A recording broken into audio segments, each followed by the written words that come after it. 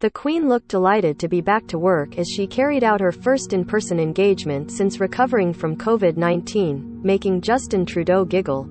During their meeting at Windsor Castle earlier today, she held an in-person audience with the Canadian Prime Minister, who is in the UK for talks on the war in Ukraine with Boris Johnson and Dutch Prime Minister Mark Rutte. Pictures from the audience show the Queen in a beautiful patterned dress in her private sitting room in Windsor Castle shaking hands with Mr. Trudeau and chatting with him. The head of state was not pictured with the walking stick she has been using of late. The monarch, who is also Queen of Canada, has a strong bond with the country, and the Commonwealth realm has been her most frequent overseas destination. It is the Queen's first in-person engagement since recovering from COVID, Image, PA. She has visited more than 20 times, including a trip as a princess, but a number of years ago she called time on her official overseas visits.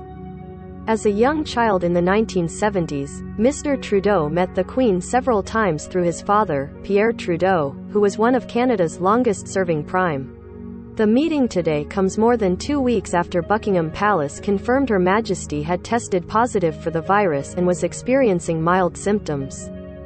At the time, the palace insisted the Queen, who is triple vaccinated, would be continuing light duties at her desk.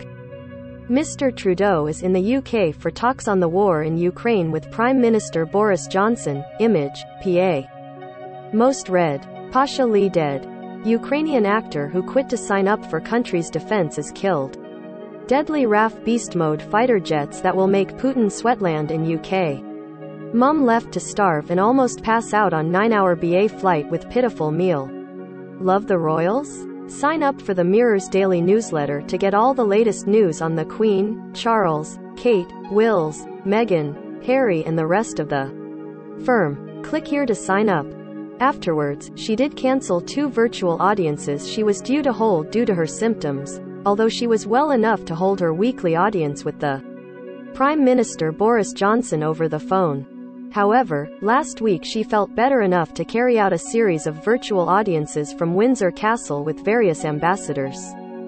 Before today, the Queen last carried out an in-person engagement almost 3 weeks ago, meeting the incoming Defence Services Secretary Major General Eldon Miller and his predecessor Rear Admiral James MacLeod. The Queen was diagnosed with COVID more than 2 weeks ago. Image, PA. Don't miss Jane McDonald's astonishing 4-stone weight loss after diet cutting out just one food. Meghan Markle's one-word response when asked about first meeting with Kate Middleton. Princes Charles and Andrew's tense relationship, Eugenie Rowe, cash and dagger to heart. BBC presenter Clive Myrie escapes Kyiv as he shares devastating message about Ukraine. However, many royal watchers were concerned when she was overheard saying she couldn't move in footage from the engagement. The monarch could be heard remarking loudly, "Oh, I'm here. I thought you might have just stayed in there for ages." "Good morning." Asked how she was, the smiling Queen, wearing a floral dress and holding a walking stick, pointed to her left leg or foot and responded, "Well, as you can see, I can't move." COVID is the latest in a number of health issues for the Queen, but she was said to be feeling much better after a tough few months at the end of last.